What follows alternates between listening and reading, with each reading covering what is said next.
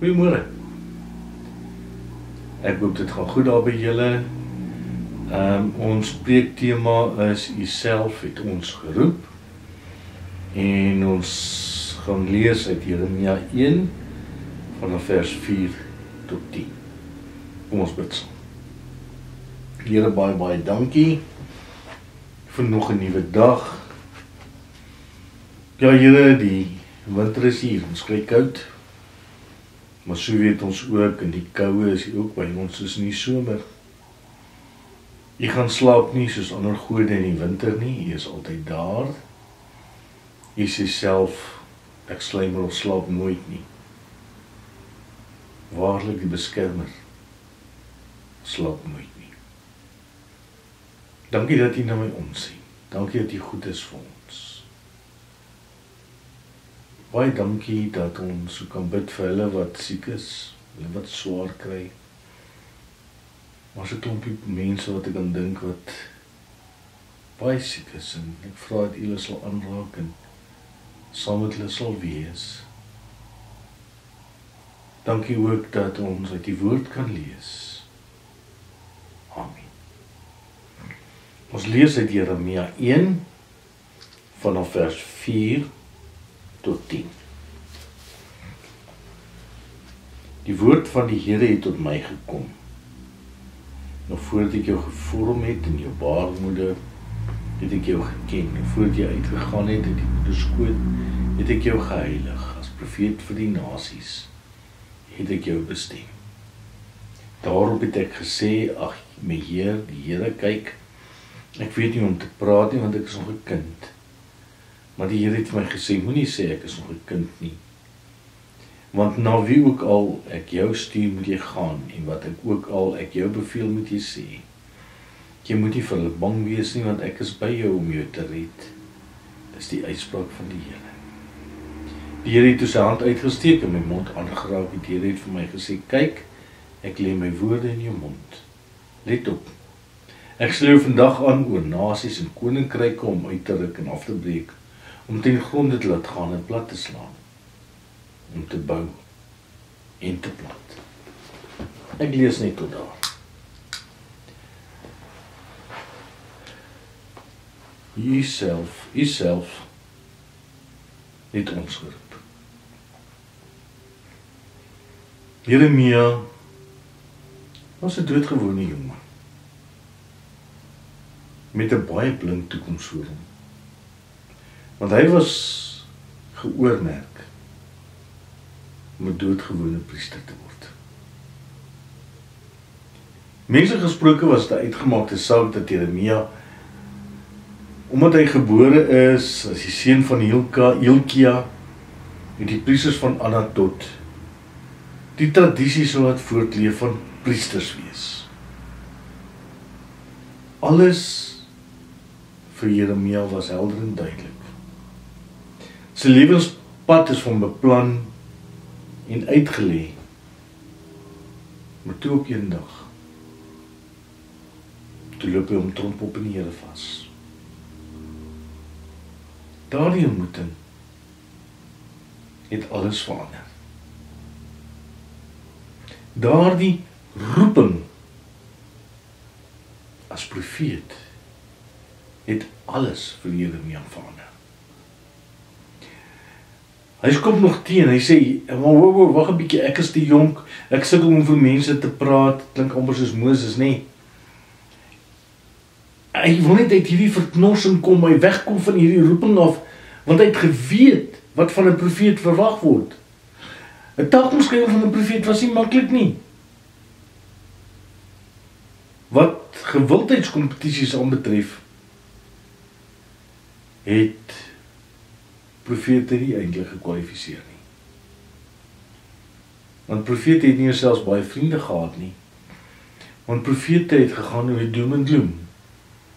Profete moes dinge sê waarvan mense nie gehou het nie. En dis nie 'n manier om vriende te maak en mense te beïnvloed nie. So Jeremia weet, as ek luister na die Here, dan begin ek met 'n alleen lewenspad. Propvol spanning. Maar die Here los hom nie. Die waarheid is, die Here kom na hom toe en bemoedig hom. Hy sê, voordat ek jou in die moederskoot gevorm het, het ek jou geken. Voordat jy gebore is, het ek jou aan my gewy en jou as profeet vir die nasies aangestel. Moenie vir hulle bang wees nie, want ek is by jou. Hy het sy hand uitgesteek, my mond aangeraak en vir my gesê, ek het nou my woorde in jou mond gelê. Ek hoop jou armhare staan ook reg op as jy hierdie vers lees. Jy sien, wat vir Jeremia onmoontlik gebleik te wees, was al God se hande. Onmoontlik. En Jeremia word geïnspireer om daardie ekstra tree te waag. Daardie ekstra tree, daardie angswekkende en onmoontlike tree, om sy waag. Miskien wil die Here jou lip ook volgend aanraak. Hy wil dalk ook vir jou woorde gee. Woorde sodat jy ook 'n lewende getuie kan wees. Dalk is jy dalk. Maar so baie van ons maak verskonings. Verskonings om nie aktief deel te neem aan bedieninge binne en buite ons gemeente nie. Kom ons wees eerlik met mekaar vanoggend. Ek kan 'n boek skryf oor al die verskonings wat mense gebruik sodat hulle net kan terugsit en ontvang. Ek is te besig, ek het nie geld nie, ek het nie tyd nie, ek het nie. En dit is nie toewyding nie, is dit? Wanneer jy met alles in jou die woord van die Here sluk, kry geloof 'n ander betekenis in jou lewe. Ja, geloof help jou nie net om 'n beter mens te word nie. Geloof laat jou toe om volgens die Here se beginsels te leef. En kom ons maak nie 'n fout nie, die Here se standaard is hoog. Sy standaard is die standaard van 'n opofferende, 'n selfopofferende liefde. Ja, God se liefde maak dat jy jouself prys gee in diens van God en ander mense gaan staan. Sy liefde maak dat jy jou voorkeure, jou geliefde, jou keuses en jou leefstyl aanpas by dit wat God eer en ander mense bevoordeel. Dit maak dat jou besluite nie langer oor jouself gaan nie.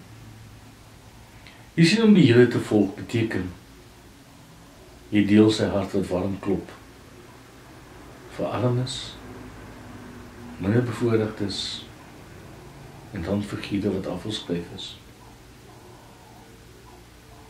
Dit maak jou bereid om op te offer eerder as om te eis en verskonings te maak. Dit maak dat jy vrygewig is eerder as wat jy nog wil hê. Dit maak dat jy ander mense se belange bo jou eie stel. So wat leer ons vanoggend by Jeremia? Wat is daar in Jeremia se lewe wat jou inspireer om weer terug te klim in God se peloton? Meeste van ons was in die weermag. Weermag het 'n peloton gehad wat almal in pas moes marseer.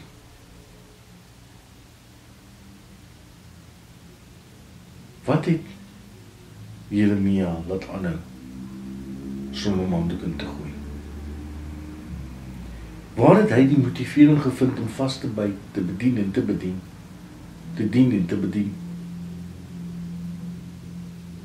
Jy sien, ons sien vanoggend 'n profeet wat sê, die woorde van die Here het na my toe gekom. Hy was dus diep bewus van die Here se teenwoordigheid in sy lewe. En ek dink, meeste van ons is bewus van God se teenwoordigheid in ons lewens.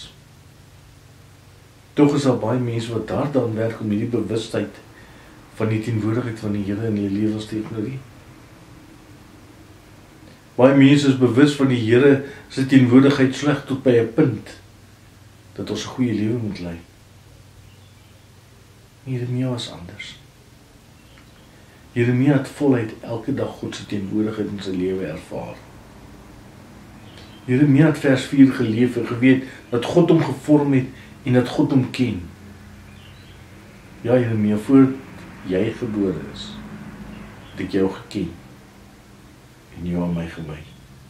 En dan kon Jeremia nie anders nie. Jy sien, Jeremia was nie halfpas dienaar nie. Voluit vir God bedien. Hy het geweet, het gaan nie mans geen ruse wees nie.